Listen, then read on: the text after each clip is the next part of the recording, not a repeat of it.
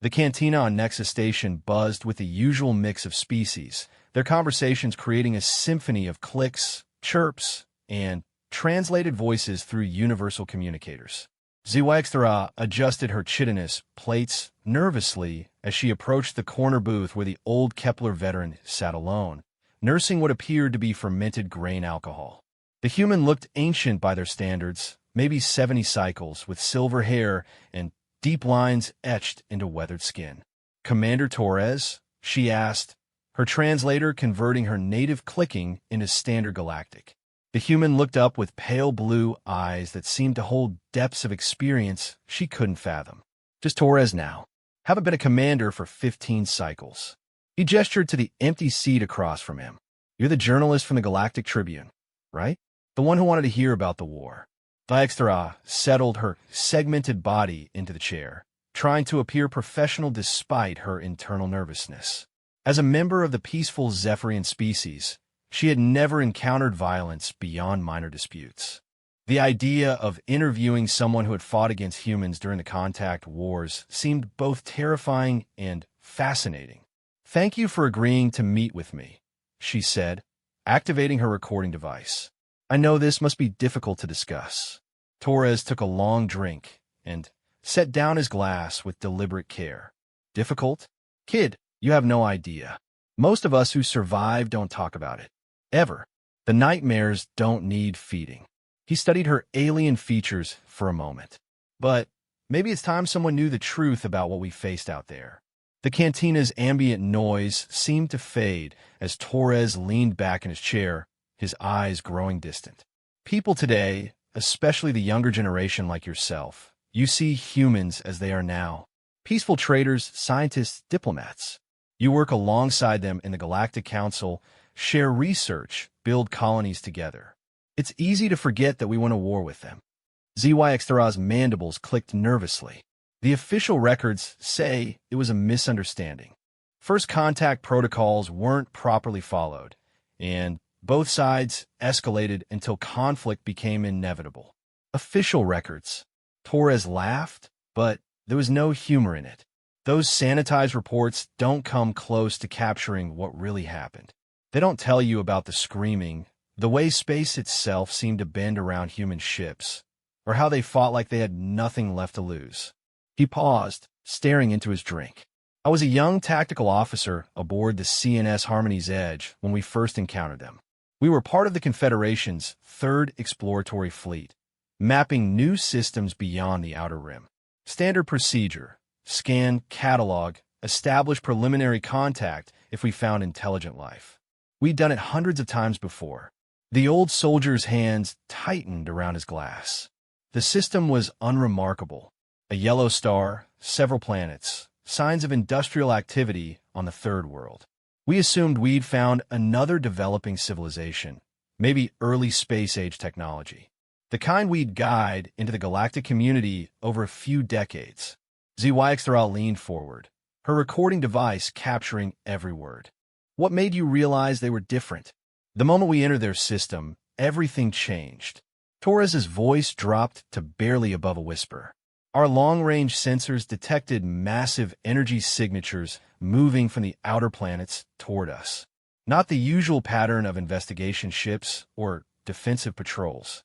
These signatures were wrong somehow. Too fast, too hot, burning through space like miniature stars." He took another drink, his hands not quite steady.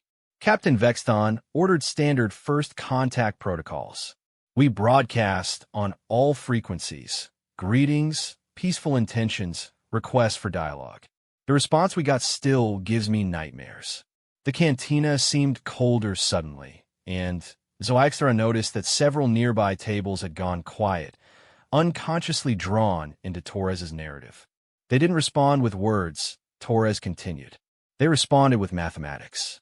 Pure, cold equations transmitted at frequencies that shouldn't have been possible with their apparent technology level. Our cryptography specialists worked for hours trying to decode the message, thinking it was some kind of cultural greeting or philosophical statement." "What did it say?" Torres met her eyes, and she saw something haunting in their depths. It was a weapons analysis. They had calculated our ship's mass, probable armor composition, power distribution, and structural weak points just from our sensor sweeps. The transmission wasn't a greeting.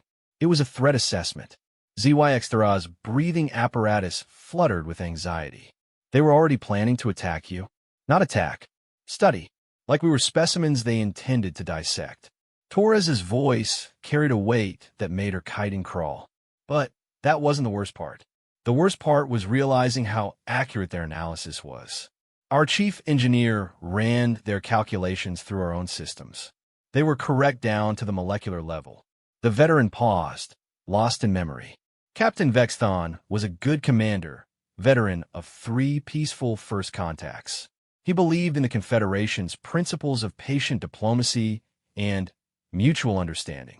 So when a human fleet arrived 3 hours later, he ordered our weapons powered down as a gesture of good faith. How many ships did they send? 12. 12 ships against our fleet of 37. We thought they were either incredibly brave or incredibly foolish. Torres shook his head slowly. We had no idea we were looking at humanity's idea of a scouting party. ZYX-Thara's mandibles clicked anxiously. What happened when they arrived? Torres was quiet for so long she wondered if he'd changed his mind about continuing. When he finally spoke, his voice was barely audible over the cantina's background noise. They didn't hail us. They didn't demand surrender. They didn't even seem to acknowledge our existence as living beings worthy of communication. They simply began. Began what? Began teaching us what real warfare looked like. The old soldier stood abruptly, his chair scraping against the floor. I need another drink for this part. And you might want one too, even if your species doesn't process alcohol the same way. Trust me on this. As Torres made his way to the bar, ZYX-Thara realized her recording device was trembling in her grip. She had expected war stories, tales of heroic battles, and strategic victories. But there was something in the human veteran's voice that suggested the reality had been far more disturbing than anything she'd imagined. When Torres returned with 2 glasses of the strongest liquor the cantina served, his expression had grown even more grim. The first thing you have to understand about humans, he said, settling back into his seat, is that they don't fight the way the rest of us do. When most species go to war, it's about territory or resources or ideology. There are rules, protocols, lines you don't cross. War is politics by other means, as one of their own philosophers once said. He took a drink and grimaced. But for humans, war is personal. Every single one of them fights like you killed their offspring and burned their nesting grounds. They don't see enemies. They see threats to their very existence. And threatened humans are the most dangerous creatures in the known galaxy. ZYX-Thara sampled her own drink and immediately regretted it as the liquid burned down her throat. Surely they follow some kind of military doctrine? Oh, they follow doctrine all right. Their own. And their doctrine is based on a single, terrifying principle. Total victory through overwhelming force applied with surgical precision. Torres's eyes grew distant again. The first ship they hit was the CNS Peaceful Dawn, our heavy cruiser. 2 million tons of reinforced hull plating, quantum shielding, enough firepower to level a small moon. What do they do to it? They cut in half. Not with explosives or energy weapons like we expected.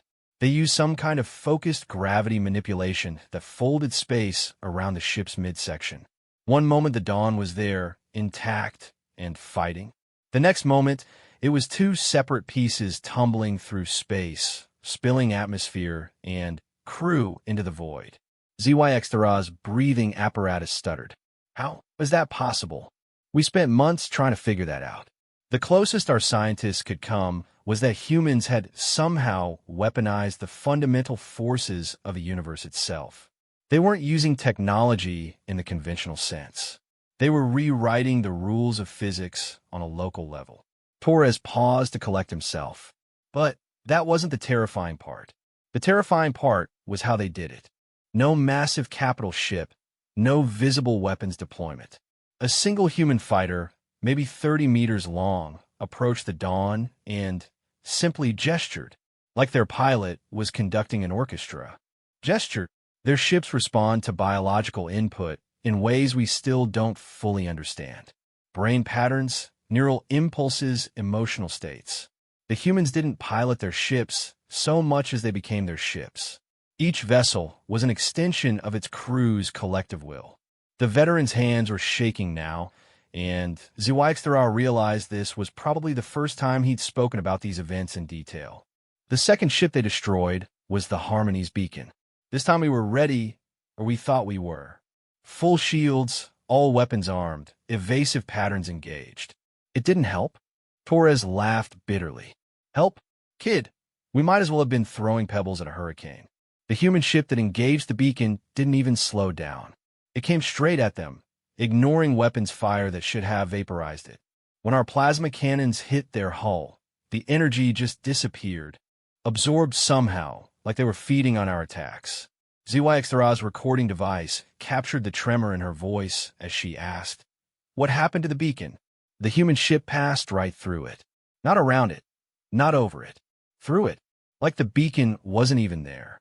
Our sensor showed both ships occupying the same space for exactly 2.3 seconds, and then the beacon was gone. Just gone. No debris, no energy signature, no trace that it had ever existed.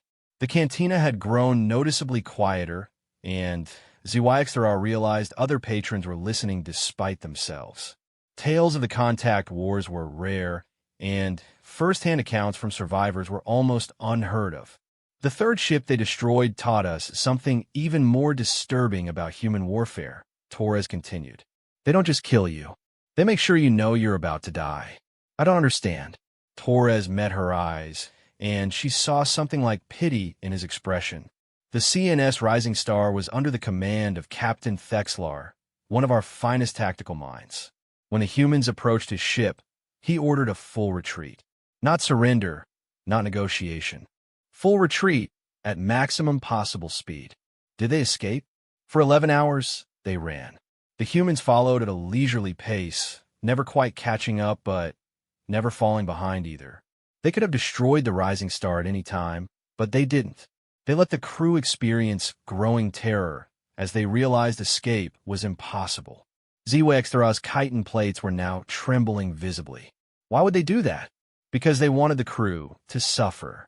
They wanted every being on that ship to understand exactly how powerless they were, how completely they had been outmatched. When they finally destroyed the Rising Star, they did it slowly. The ship came apart piece by piece over the course of an hour while the crew screamed for mercy over open channels. Torres finished his drink in one gulp. That was when Captain Vexton realized we weren't fighting a war. We were being hunted. The old soldier stood again, this time moving toward the cantina's exit. I think that's enough for today. This isn't the kind of story you tell all at once. Come back tomorrow if you want to hear more. As HFY watched Torres disappear into the station's corridors, she realized her hands were shaking too badly to turn off her recording device. The veteran's words echoed in her mind, and for the first time since beginning this interview project, she wondered if some stories were too terrible to tell. She looked around the cantina and noticed that several other patrons were staring at her with expressions of concern and curiosity. Word would spread quickly that someone was collecting contact war stories. She wondered how many other veterans might come forward and whether she was prepared to hear what they had to say.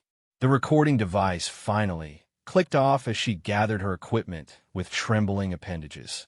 Tomorrow, she would return to hear more of Torres's account. Tonight, she would try to sleep without dreaming about ships that passed through solid matter and weapons that rewrote the laws of physics. But she suspected that after today, her dreams would never quite be the same again. HFY arrived at the cantina early the next day, her sleep cycle having been disrupted by unsettling dreams of ships dissolving into nothingness. She found Torres already waiting in the same corner booth, but this time he wasn't alone. A massive Carathian sat beside him, his rocky exterior scarred with what looked like weapon burns, and across from them sat a delicate Sylphirian whose usually luminescent skin appeared dulled with age and trauma. "These are my old squad mates," Torres said without preamble as she approached. Groktar was our heavy assault specialist, and Lyraneth was our communications officer. They were there for most of what I'm about to tell you. ZYXThra activated her recording device with nervous anticipation. You all served together during the contact wars? The Carathian's voice rumbled like grinding stone when he spoke. Served together. Survived together. Barely. His massive hands, each the size of ZYXThra's head, clenched and unclenched rhythmically. Torres called us because some memories are too heavy to carry alone. Lyraneth's voice was barely a whisper, her bioluminescent patterns flickering weakly. We made a pact long ago never to speak of these things. But perhaps it's time for the galaxy to understand what we faced. Torres nodded grimly. Yesterday, I told you about the first 3 ships. Today, you need to hear about what happened next, and why the Confederation Command made the decision that still haunts us all. What decision? To send in the dreadnoughts. Groktar's entire body shuddered, small fragments of stone falling from his scarred hide. The pride of the Confederation fleet. 7 ships, each the size of small city. Enough firepower to crack planets. Shields that could withstand the heart of a star. Lyraneth's patterns dimmed further. We thought surely the humans would see reason when faced with such overwhelming force. How wrong we were. Torres leaned forward, his voice dropping to barely above a whisper. The dreadnought Eternal Vigilance was the first to engage. Captain Mordun was in command, a veteran of 40 campaigns, never lost a battle. When a human's lead ship approached his vessel, he tried one last time to establish communication. Did they respond? Oh, they responded. Torres's laugh was bitter. They sent back a single image. A photograph of Captain Mordun's personal quarters aboard the Vigilance, taken from the inside. Somehow, they had penetrated our most secure vessel and walked through our most protected spaces without triggering a single alarm. ZYXThra's mandibles clicked in distress. That's impossible. Dreadnought security systems are designed to stop conventional threats, Groktar interrupted. But humans aren't conventional. They don't follow rules we understand. Torres continued. The photograph showed more than just Mordun's quarters. It showed his personal effects, family pictures, even his private journal lying open to a page where he'd written about his fears for the coming battle. They hadn't just infiltrated his ship. They had studied him, learned about him, understood him. What do they want? To demonstrate that our most powerful weapons were toys to them, that our strongest defenses were nothing but suggestions they could choose to ignore or honor as they pleased. Lyraneth's voice trembled as she spoke. The message was clear. They could have killed Captain Mordun in his sleep any time they chose. They could have sabotaged the Vigilance from within, but they didn't. They wanted him to know how completely he had been compromised. Torres nodded. That was their psychological warfare. They didn't just want to defeat us. They wanted to break us, to make us understand that resistance was not just futile, but laughable. What happened to the Eternal Vigilance? It lasted longer than the others. 17 minutes of actual combat before. Torres paused, struggling with the memory. Before they demonstrated why humans are the apex predators of the galaxy. Groktar took over the narrative, his stone features twisted in what might have been remembered pain. The human ship was smaller than one of the Vigilance's gun turrets, maybe 50 meters long, sleek like a blade. It came at the dreadnought straight on, no evasive maneuvers, no attempt at clever tactics. The Vigilance opened fire with everything, Torres added. Plasma cannons, quantum torpedoes, gravitational distortion weapons. Enough firepower to level continents, all focused on a single small target. And the human ship? Lyraneth's patterns flickered erratically. It danced. There's no other word for it. The ship moved through space like it was performing some kind of ancient ritual, weaving between weapons fire that should have been impossible to avoid. But, more than that, it seemed to be enjoying itself. Enjoying itself? Torres nodded grimly.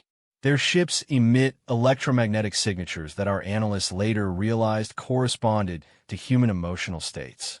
Joy, exhilaration, even what appeared to be amusement. They were having fun. while being shot at by a dreadnought. While being shot at by 7 dreadnoughts, Groktar corrected. The other 6 had joined the battle by then.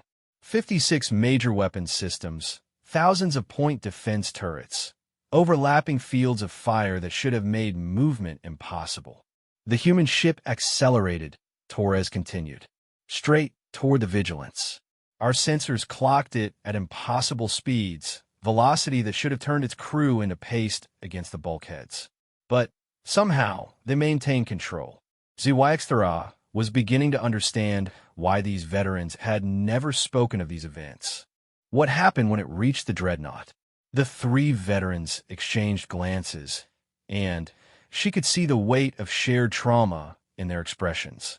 The human ship struck the Vigilance dead center, Torres said finally. But instead of exploding or bouncing off the armor, it kept going, straight through 2 kilometers of reinforced hull, passing through solid matter like it was mist. That's impossible. That's what we said, Lyraneth whispered. But we watched it happen. The human ship emerged from the other side of the Vigilance completely intact, while our dreadnought began to come apart. Groktar's voice carried a note of awe despite the horror of the memory. Not exploding, not breaking apart like battle damage, dissolving, like the human ship had somehow infected the Vigilance with entropy itself. I was monitoring communications, Lyraneth said. The last transmission from Captain Mordun was disturbing. He said the ship's corridors were changing, becoming something else. The walls were shifting, gravity was flowing like water, and his crew was aging rapidly in some sections while remaining frozen in time in others. Torres nodded. The humans had done something to the fundamental structure of space-time inside the Vigilance. They hadn't destroyed it so much as they had reimagined it. Reimagined it, turned it into something that couldn't exist in our reality. Within 30 minutes, there was nothing left but a vague distortion in space where the eternal Vigilance had been. HFY's recording device was growing warm in her trembling grip. What did the other dreadnoughts do? They ran. Groktar's admission came out like grinding gravel. 7 of the most powerful warships ever built, and they ran like frightened younglings. Did they escape? The question hung in the air for a long moment before Torres answered. 5 of them did. The humans seemed content to let them go. But they kept 2. Kept them. Captured them intact, Lyraneth explained. The dreadnought's harmonious strength and infinite courage were somehow collected. We watched their signals disappear from our sensors one by one. Not destroyed, just gone. What happened to their crews? Torres's expression grew even darker. 3 days later, we received a transmission. The crew of the Harmonious Strength, all 30,000 beings, arranged in their main hangar bay. They were alive, conscious, but changed. Change how? They spoke in perfect unison, Lyraneth said. 30,000 voices saying the same words at exactly the same time. They described their new understanding of reality, their gratitude for being shown the truth about human superiority, their desire to serve their new masters. Groktar's massive fists clenched. They weren't prisoners. They were converts. The humans had done something to their minds, rewritten their basic understanding of the universe until serving humanity seemed like the most natural thing in existence. That's when Fleet Command made the decision, Torres said. The decision that ended the war. What decision? To surrender. The cantina had grown completely quiet around them. Even the background music seemed to have stopped, as if the establishment's automated systems were somehow aware of the weight of the conversation. The Confederation surrendered to 12 human ships. 12 ships that had demonstrated they could destroy or capture anything we built, convert our crews to willing servants, and rewrite the laws of physics as necessary to achieve their goals. Torres's voice was flat, emotionless. What choice did we have? But the war lasted 3 more years after that. HFY protested. The historical records the historical records are propaganda, Groktar interrupted. Written by beings who weren't there, who couldn't accept that we had been so thoroughly outmatched. The surrender happened on the 4th day of fighting. Everything after that was just cleanup, cleanup. Lyraneth's patterns had gone completely dim now. The humans spent 3 years systematically dismantling our military capabilities. Not destroying them, mind you. Studying them, cataloging them, determining whether any of our technologies posed even a theoretical threat to human interests. They also spent time learning about us, Torres added. Our cultures, our histories, our psychology. They wanted to understand what kind of species they had encountered, whether we were capable of learning from our defeat, or if we would require more permanent solutions. What kind of permanent solutions? The three veterans exchanged another look, and Zhuangzi realized she had asked a question they didn't want to answer. There were rumors, Torres said finally. Unconfirmed reports from the outer systems. Planets where resistance movements had formed, where local populations refused to accept human authority. What happened to them? They stopped existing. I don't understand. Groktar's voice was barely a whisper. Not destroyed. Not conquered. They simply weren't there anymore. Worlds that had supported billions of beings, completely empty. No bodies, no ruins, no evidence that life had ever existed on them. But their orbital mechanics were unchanged, Lyraneth added. The planets were still there, still following their proper paths around their stars. They just didn't have any past anymore. Like history had been edited, and they had never been inhabited. Torres stood up abruptly. This is getting into territory we swore never to discuss. Some secrets are too dangerous to share. As the three veterans prepared to leave, Zhuangzi called out desperately. Wait, what happened after the war? How did we end up with the peace treaties? The trade agreements? The cultural exchange programs? Torres paused at the edge of their booth. Tomorrow, if you're still interested in hearing this story. But, I warn you, the final chapters are the most disturbing of all. Why? Because they explain why humans let us survive. And, trust me, once you understand their reasons, you'll never look at our peaceful coexistence the same way again. As the three figures disappeared into the station's corridors, Zhuangzi realized she was no longer just collecting war stories. She was documenting something that could fundamentally change how the galaxy understood its relationship with humanity. She sat alone in the cantina for hours, her recording device long since shut off, trying to process what she had learned. The humans weren't just warriors or conquerors. They were something far more terrifying. Beings who could reshape reality itself according to their will. And, for some reason, she couldn't yet comprehend. They had chosen to let the rest of the galaxy live. When Zhuangzi arrived at the cantina the following day, she found the atmosphere had changed dramatically. Word of the previous day's conversation had spread throughout Nexus Station, and the establishment was packed with beings from dozens of species, all waiting to hear more of Torres's account.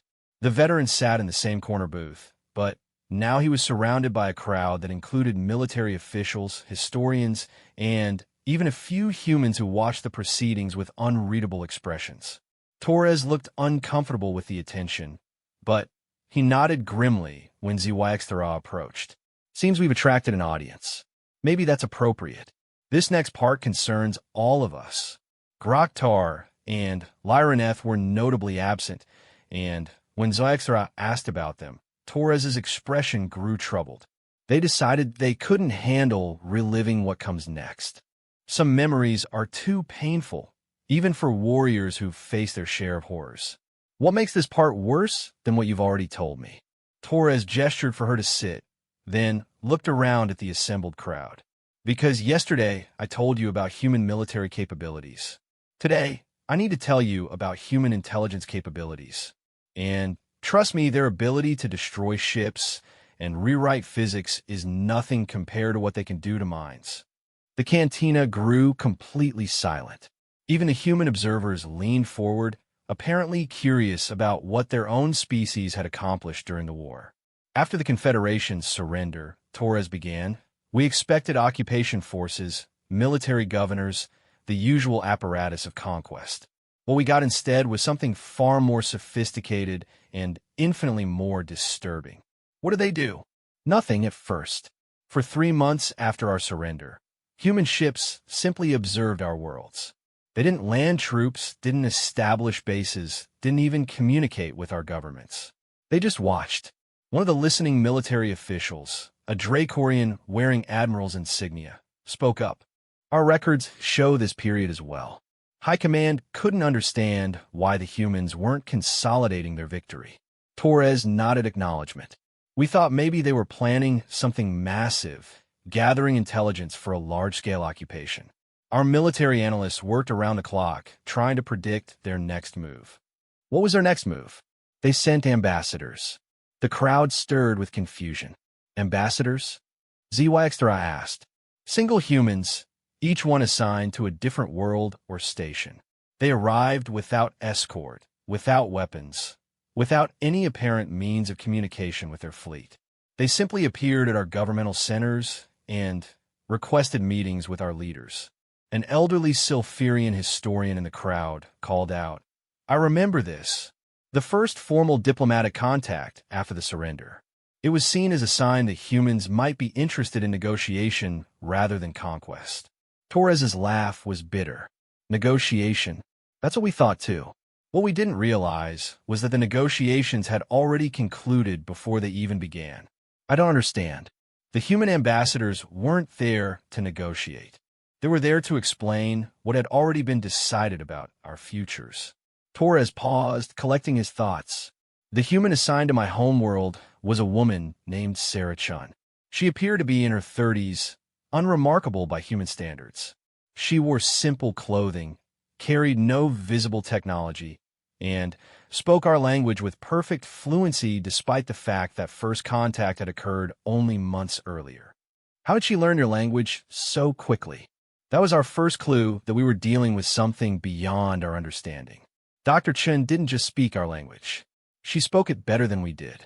She understood grammatical nuances that our own scholars had debated for centuries. She used idioms that had fallen out of common usage generations ago. The Dracorian admiral leaned forward. Our ambassador had the same experience. The human assigned to our world seemed to understand our culture better than our own historians. Torres nodded. Dr. Chen's first meeting with our planetary council lasted 14 hours. She didn't use notes, didn't pause to think, never asked for clarification on anything. She simply explained, in meticulous detail, exactly how human oversight of our world would function. What kind of oversight? That's where things got disturbing. Dr. Chun informed us that humanity had conducted a comprehensive analysis of our civilization during the observation period. They had studied our history, our culture, our psychology, our economic systems, our social structures, everything. How? They'd only been watching for 3 months. They hadn't been watching for 3 months, Torres said quietly. They'd been watching us for decades, possibly centuries. Everything we thought we knew about first contact was wrong. The cantina erupted in shocked murmurs. Several beings stood up in agitation, while others leaned forward with intense interest. Dr. Chen showed us documentation that proved human ships had been operating in our space since before I was born. Not just observing from a distance, but conducting detailed surveys of our worlds, studying our communications, analyzing our behavior patterns. ZYXtra's mandibles clicked rapidly with distress. They've been spying on the entire Confederation? Spying is too simple a word. They'd been conducting a comprehensive anthropological study of galactic civilization. They knew more about us than we knew about ourselves. The human observers in the crowd had grown noticeably tense, and ZYXtra realized they might be learning details about their own species' capabilities that they'd never been told. Dr. Chun explained that humanity had faced a difficult decision when they first discovered galactic civilization. They could either announce their presence immediately, risking conflict with species that might see them as threats, or they could study us first and determine the best approach for peaceful coexistence. So the contact wars were part of their plan? Torres shook his head. No, that was our fault. One of our deep space patrols detected a human observation vessel and fired on it before attempting communication. That single act of aggression triggered response protocols that humanity had developed for exactly such scenarios. Response protocols?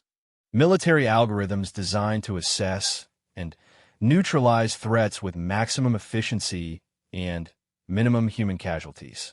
The 12 ships that destroyed our fleet weren't piloted by human crews making tactical decisions. They were automated systems following predetermined programming. The revelation sent another wave of shock through the crowd. The entire war was fought by machines. Machines guided by human strategic intelligence. But yes, Dr. Chin showed us recordings from the human command vessel.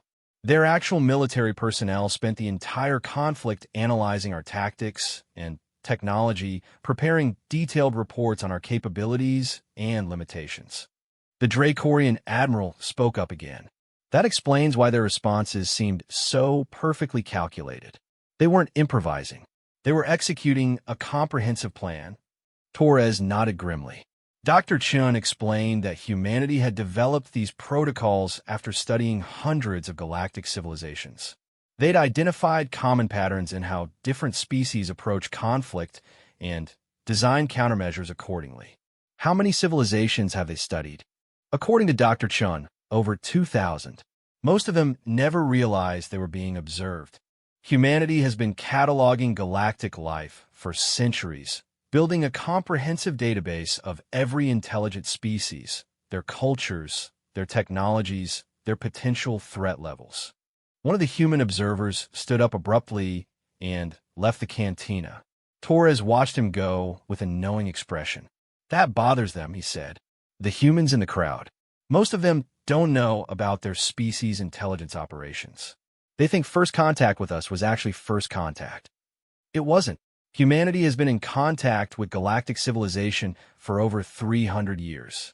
They've just been very selective about who they reveal themselves to.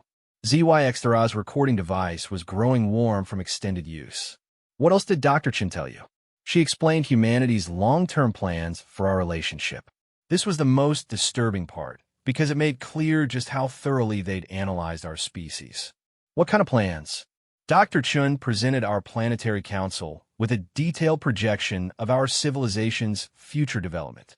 Not predictions or estimates, but precise calculations based on their analysis of our psychological and cultural patterns. She told us exactly how our society would evolve over the next 1,000 years. And she was describing a future where humanity guided our development through subtle manipulation of our economic systems, social structures, and technological advancement. Not conquest or occupation, but careful shepherding designed to ensure we developed in ways that aligned with human interests. The crowd had grown completely silent, hanging on Torres's every word. The most disturbing part was how reasonable it all sounded. Dr. Chin's plans would solve our resource shortages, eliminate poverty, reduce conflict between different populations on our world. Under human guidance, our civilization would become more prosperous, more peaceful, more advanced than we could ever achieve on our own. That sounds beneficial, the Sylphirian historian called out. That's exactly what made it so terrifying, Torres replied. Dr. Chin wasn't threatening us or trying to convince us. She was simply informing us of what was going to happen. The choice wasn't whether to accept human guidance. The choice was whether to accept it consciously or have it imposed on us without our knowledge. What did your government choose? Conscious cooperation. After seeing what humanity was capable of, after understanding how thoroughly they'd analyzed our civilization, our leaders concluded that resistance would be both futile and counterproductive. HFY realized that everything she thought she knew about galactic politics was being systematically dismantled. Is this why the post-war period was so peaceful? Why trade agreements and cultural exchanges were negotiated so quickly? Exactly. Humanity already knew what each species needed for optimal development. They designed the entire post-war galactic order before the fighting even began. Every treaty, every trade agreement, every diplomatic protocol was based on centuries of careful observation and analysis. The Dracorian admiral looked disturbed. Our government praised our negotiators for achieving such favorable terms in the peace settlements. You're saying those terms were predetermined. Favorable to whom? Torres asked pointedly. Yes, your species got everything you thought you wanted. But Those ones were shaped by subtle influences that humanity had been applying for decades. Your negotiators thought they were driving hard bargains, but they were actually accepting exactly what humanity intended to give them. How could they manipulate our desires without us knowing? Economic pressure, technological innovations introduced at precisely the right moments, cultural exchanges that shifted your society's values in specific directions. Humanity is very good at making other species want what humanity wants them to want. One of the remaining human observers stood up and spoke for the first time. This is speculation. You have no proof that Dr. Chen showed us the proof, Torres interrupted. Detailed records of every manipulation, every influence operation, every subtle pressure applied to guide our development. She was quite proud of humanity's accomplishments. Why would she reveal all of this? Because the revelation itself was part of the plan. Humanity had calculated that our species would respond better to conscious cooperation than unconscious manipulation. We're psychologically inclined toward partnership rather than servitude, so they made us partners. The human who had spoken sat back down, his face pale. Other species received different approaches, Torres continued. The Carathians, for example, respect strength above all else, so they were given a demonstration of human military superiority and, then, offered a place in humanity's hierarchy. The Sulfurians value knowledge, so they were promised access to human scientific databases in exchange for their cooperation. How do you know about the other species' experiences? Because Dr. Chun explained the entire galactic strategy to us. She wanted us to understand exactly how sophisticated humanity's approach to interspecies relations really is. The cantina had grown so quiet that the hum of the station's atmosphere processors was clearly audible. The most disturbing revelation came at the end of our meeting, Torres said. Dr. Chun explained that humanity's ultimate goal wasn't conquest or control. It was preparation. Preparation for what? Torres met Esther's eyes, and she saw something like fear in their depths. For the arrival of something that makes humanity look like peaceful philosophers by comparison. Something that's been traveling toward our galaxy for millennia and will arrive within the next century. What kind of something? That's what I'll tell you tomorrow, if you're brave enough to hear it. As Torres stood to leave, the crowd remained frozen in stunned silence. Swaixtra realized that she was no longer just documenting a war. She was uncovering a secret that could fundamentally alter how every species in the galaxy understood their place in the universe. And, based on Torres's final words, the most terrifying revelations were still to come. The cantina was nearly empty when Swaixtra arrived the next day. Word had spread throughout Nexus Station about Torres's revelations, causing a mixture of panic and disbelief among the various species. Several governments had apparently issued statements demanding verification of the claims, while others had quietly begun reviewing their diplomatic relationships with humanity. Torres sat alone in his usual booth, looking older and more tired than before. The weight of the secrets he'd been carrying seemed to have increased with each telling. "Where is everyone?" Swaixtra asked as she activated her recording device. "Gone," Torres said simply. "Half of them don't believe what I've told you. The other half believe it, and wish they didn't. The humans in yesterday's crowd have all been recalled to their ships. Recall, humanity doesn't like having their long-term strategies discussed in public forums. I expect I'll be receiving a visit from their representatives soon." Swaixtra felt a chill run through her chitin. "Are you in danger?" Torres shrugged. "Danger? From humans? They don't need to threaten people like me. They have much more elegant solutions for managing problematic information." "What kind of solutions?" "You'll understand after today's story. But first, let me finish explaining what Dr. Chun told our planetary council during that 14-hour meeting." Swaixtra settled in her chair, trying to suppress her growing unease. "You mentioned something about preparation for an arrival." "The Devourers," Torres said quietly. "That's what humanity calls them. The reason why humanity has spent centuries preparing galactic civilization for a conflict unlike anything we've ever imagined." "Tell me about them." Torres leaned back in his chair, his eyes growing distant. According to Dr. Chun, humanity first detected evidence of the Devourers about 400 years ago, not through direct observation, but through analysis of cosmic background radiation patterns that suggested massive manipulation of space-time. What kind of manipulation? Entire solar systems being consumed for energy. Stars artificially aged to death in a matter of decades. Planets stripped down to their core elements and reorganized into structures that serve purposes we can't comprehend. ZYXTRA's mandibles clicked nervously. Are you saying there's a civilization out there that harvests solar systems? Civilization is the wrong word. The Devourers aren't a species in any sense we would recognize. They're something that evolved beyond biological limitations millions of years ago. They exist as pure information, organized energy that can manipulate matter and space-time as easily as we manipulate simple tools. How do you know all this? Because humanity has been tracking them for centuries. Dr. Chin showed us telescopic data, gravitational wave analyses, quantum field distortion measurements. The Devourers have been systematically consuming everything in their path as they move toward our galaxy. Torres paused to take a drink, his hands not entirely steady. The estimated time of arrival is between 50 and 100 years from now. When they reach us, they'll begin the same process they've followed for millions of years.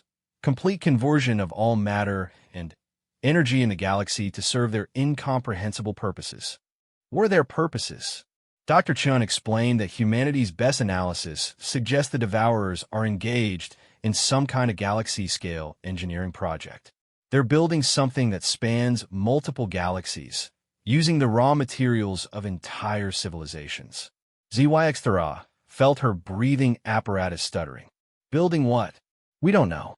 Humanity's most advanced theoretical physicists have proposed everything from a universe-spanning computer to a machine designed to survive the heat death of the cosmos itself. What we do know is that they view biological life as inefficient organization of matter. What does that mean for us?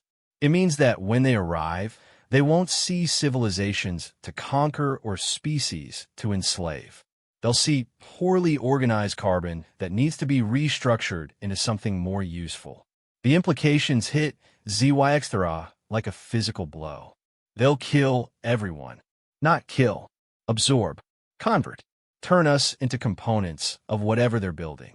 Our atoms will continue to exist, but not in any form that retains consciousness or individual identity. Torres met her eyes, and she saw a depth of horror there that made her previous fears seem trivial. This is why humanity has been manipulating galactic civilization for centuries. Not for conquest or control, but to prepare us for a war we can't possibly understand, against an enemy that operates on principles we can barely conceive. How can we fight something like that? We can't. At least, not individually. Dr. Chin explained that no single species possesses the technological or intellectual capabilities necessary to resist the Devourers. But, working together, under human guidance, we might have a chance. ZYXTRA was beginning to understand the true scope of what Torres had been telling her. The entire galactic order, all the peace treaties and trade agreements and cultural exchanges, all designed to create a unified civilization capable of mounting a defense against the Devourers. Humanity has been building an army, but not the kind of army you'd expect. What kind of army? An army of ideas. The Devourers exist as organized information, which means the only way to fight them is with information that's organized more efficiently than they are. Torres stood up and walked to the cantina's viewing port, staring out at the busy traffic patterns around Nexus Station. Dr. Chin showed us projections of what galactic civilization will look like in 50 years if humanity's plans succeed. Every species contributing their unique perspectives and capabilities to a collective intelligence network that spans thousands of worlds. A hive mind, not a hive mind, something more sophisticated. A collaborative consciousness that preserves individual identity while enabling collective problem-solving on a scale that matches the Devourer's capabilities. Zhuangthara was struggling to process the implications. But that would require every species to surrender their independence, their sovereignty, their illusion of independence, Torres corrected. Dr. Chun made it clear that true independence hasn't existed in our galaxy for centuries. Humanity has been quietly managing interspecies relations, preventing conflicts, guiding technological development, all to ensure we'll be ready when the Devourers arrive. Why didn't they just tell us the truth from the beginning? Torres returned to his seat. Because most species aren't psychologically equipped to handle that kind of existential threat. Faced with the certainty of extinction in a few decades, most civilizations would either collapse into chaos or waste their remaining time on futile resistance efforts. But some species could handle it. A few.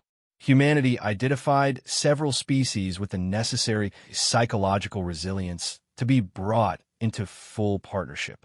My people were one of them. What happened when your government learned the truth? They agreed to serve as humanity's representatives to other species that weren't ready for full disclosure. We became part of the preparation effort, helping to guide civilizations toward the technological and social development they'll need for the collective defense network. Zhuangthara realized she was trembling. How many other species know the truth? About 30 out of over 1,000 species in the galactic community. The others are being gradually prepared through carefully managed cultural and technological evolution. What about my species? The Zephyrians. Torres looked at her with something like sympathy. You're peaceful, intelligent, excellent at pattern recognition and analysis. Your species will play a crucial role in the defense network's information processing capabilities. But we don't know about the Devourers. Not yet. Your government is scheduled to receive full disclosure within the next 10 years, assuming your society continues developing along the projected timeline. Zhuangthara sat in stunned silence for several minutes, trying to process everything she'd learned. Finally, she asked, what happens if the defense network isn't ready in time? According to Dr. Chen's calculations, the Devourers will complete their conversion of our galaxy within 50 years of arrival. Every world, every civilization, every individual consciousness will be broken down and reorganized into components of their construction project. And if the defense network is ready, then we might survive. Humanity's projections suggest a 37% chance of successfully repelling the Devourers if the collective defense network achieves full integration before they arrive. 37%. Better odds than any single species could achieve on their own. And infinitely better than the 0% chance we'd have if humanity hadn't been preparing us for centuries. Torres finished his drink and looked around the empty cantina. This is why the contact wars weren't really about military conquest. They were about testing whether galactic civilization could be unified under pressure, whether different species could overcome their natural instincts for independence and work toward a common goal. Did we pass the test? Barely. The speed of our surrender and the willingness of our governments to accept human guidance demonstrated that most species can be convinced to prioritize survival over sovereignty when properly motivated. Zhuangthara was beginning to understand why the other veterans had chosen not to participate in today's conversation. This is why Groktar and Lyraneth didn't come back. They learned the truth about the Devourers years ago.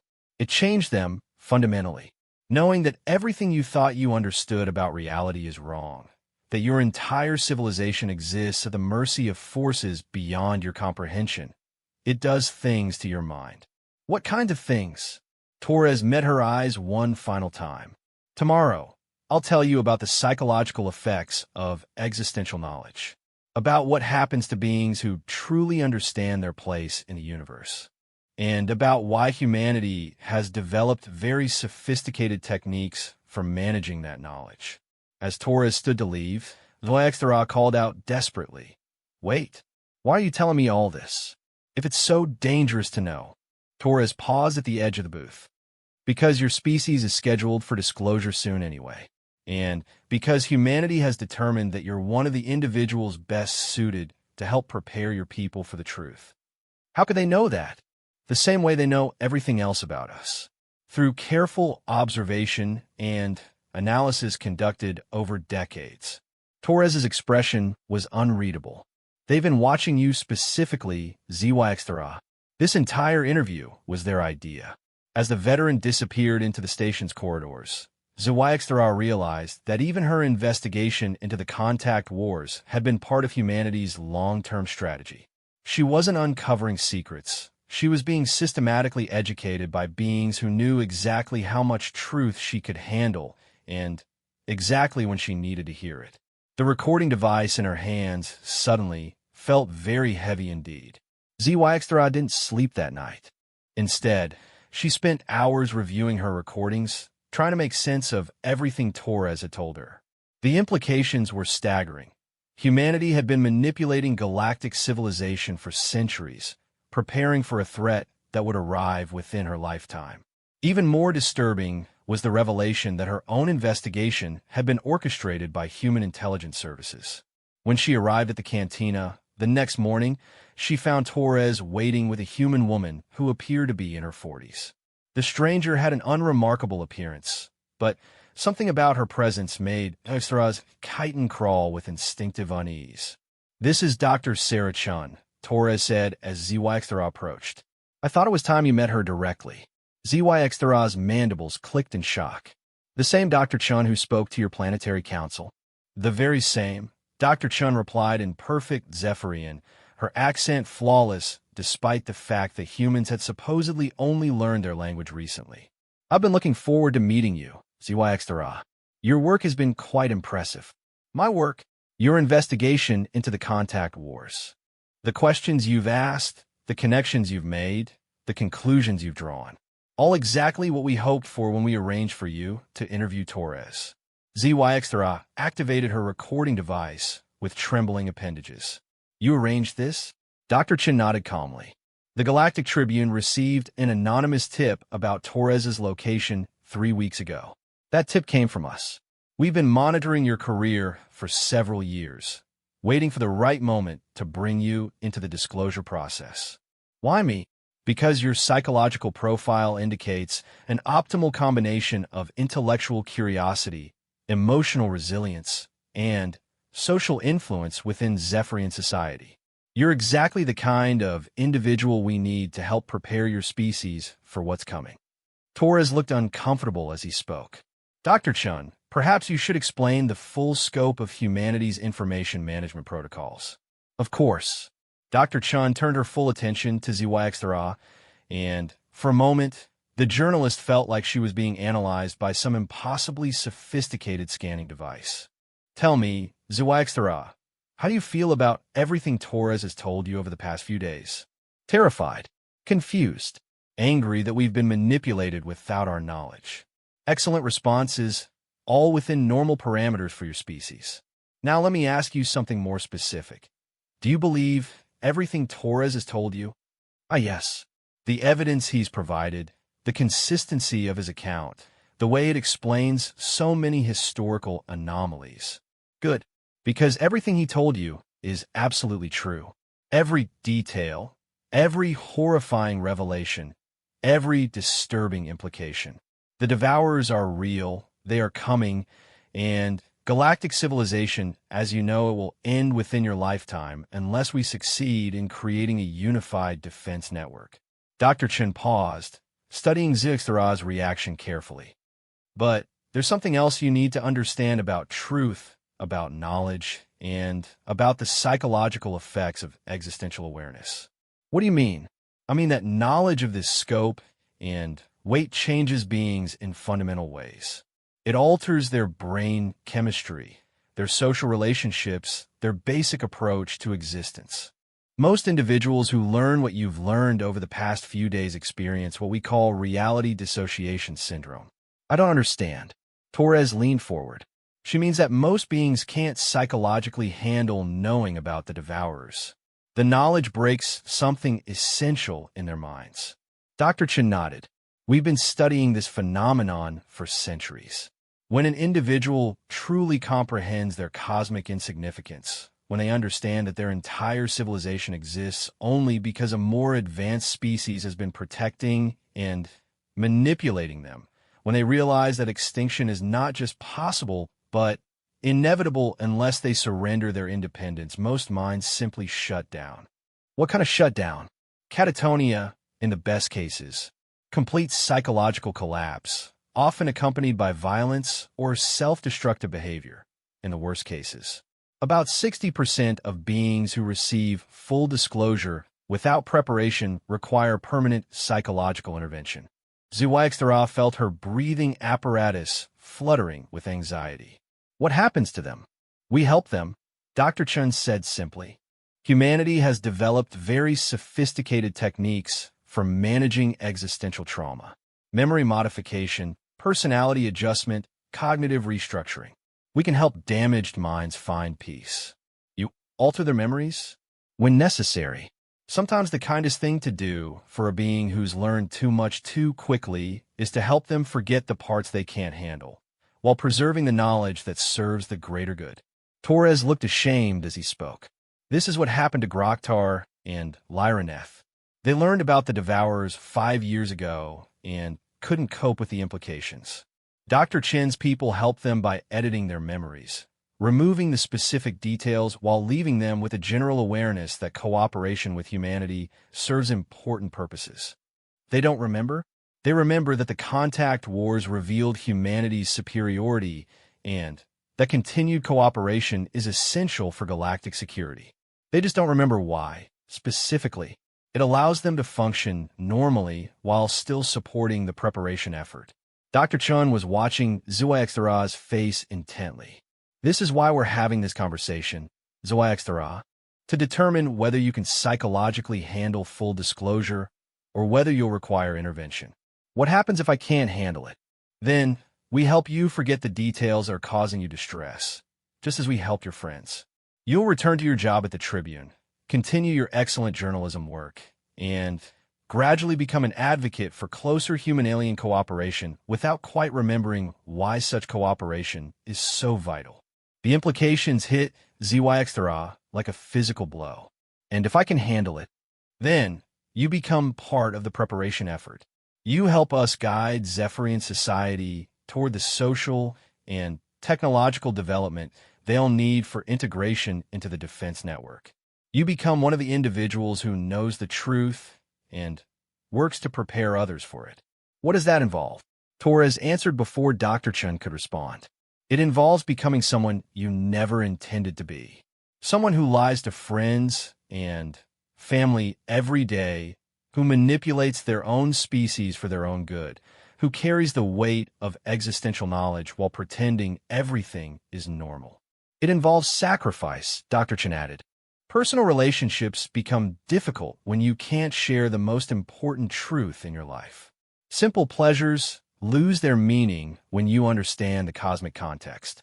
Your entire worldview shifts in ways that make you fundamentally different from everyone around you. But it also involves purpose, Torres said, knowing that everything you do serves the ultimate goal of preserving consciousness in the universe. Understanding that your work might be what saves not just your own species, but every intelligent being in the galaxy. HFY sat in silence for several minutes, trying to process the choice being offered to her. What happens if I choose neither? If I refuse to forget, but also refuse to participate? Dr. Chin's expression didn't change, but something in her eyes grew colder. That's not really an option, I'm afraid. Beings with full knowledge of the Devourer threat who choose non-cooperation represent unacceptable security risks to the preparation effort. You would kill me? Nothing so crude. We would simply ensure that you found other priorities more compelling than discussing these matters.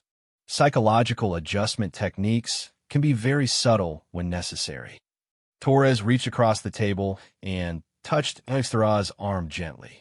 She's not threatening you exactly, but beings who know the truth and refuse to help, they tend to develop obsessions with other topics. Hobbies that consume all their time and attention. Personal interests that make galactic politics seem unimportant. You would reprogram my personality. We would help you find happiness in pursuits that don't conflict with the preparation effort, Dr. Chen clarified. Many beings discover that they're much more satisfied focusing on art or philosophy or scientific research in non-sensitive areas.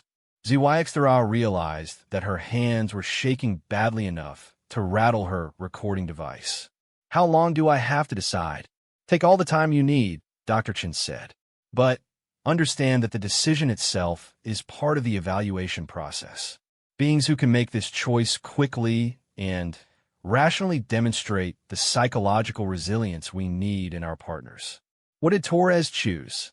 I chose to remember, Torres said quietly. 15 years ago, Dr. Chun gave me the same choice she's giving you. I decided that I'd rather live with the truth, no matter how terrible, than live a comfortable lie. Do you regret it? Torres was quiet for a long moment. Every day. But I also know that the work we're doing might be what saves my grandchildren. That's worth any personal cost. Dr. Chen stood up smoothly. I'll leave you two alone to discuss this. ZYX, when you've made your decision, simply say my name aloud. I'll be monitoring this conversation and will return immediately. As the human woman walked away, ZYX turned to Torres with desperate eyes. What should I do? I can't make that choice for you. But I can tell you what the alternatives really mean. Torres leaned forward, his voice dropping to barely above a whisper. If you choose to forget, you'll live a normal life. You'll continue your journalism career, maybe write some articles that unknowingly serve the preparation effort, and you'll be happy. Genuinely happy. You'll never know what you're missing. And if I choose to remember, then you become someone like me. Someone who watches every news report and wonders which events are natural and which are human manipulations. Someone who analyzes every diplomatic development for signs that we're running out of time. Someone who lies awake at night, wondering if the defense network will be ready in time, and what will happen to everyone you love if it's not. ZYX stared at her recording device, realizing that everything she'd thought she was investigating had been planned by beings who understood her psychology better than she understood it herself. There's one more thing you should know before you decide, Torres said. The psychological interventions Dr. Chun described, they're not permanent. If circumstances change, if the timeline accelerates, if the preparation effort requires it, they can reverse the memory modifications and personality adjustments. What does that mean? It means that even if you choose to forget, you might not stay forgotten. If the devourers arrive early, if the defense network fails, if humanity needs every possible mind working on the problem, you could find yourself remembering everything, whether you want or not. ZYX closed her eyes, trying to imagine what her life would be like with either choice. Is there any possibility that you're wrong? That the devourers aren't real, or that they won't arrive, or that the threat isn't as severe as you think?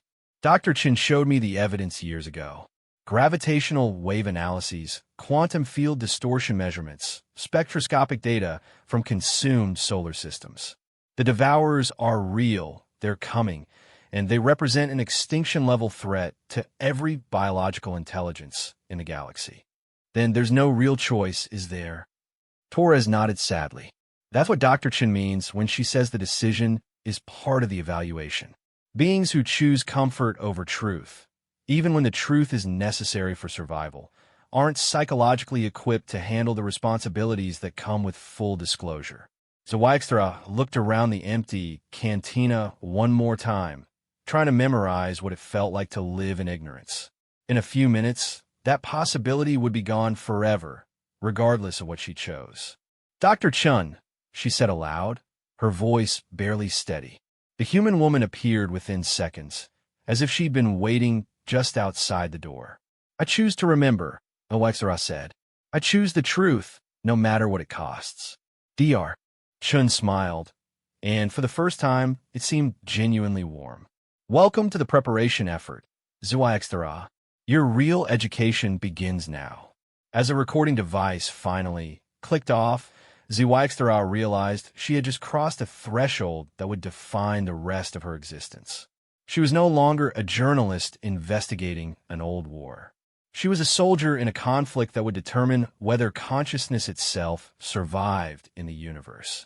And somewhere in the space between galaxies, ancient intelligences that had consumed countless civilizations continued their inexorable journey toward a small cluster of worlds that had no idea how little time they had left.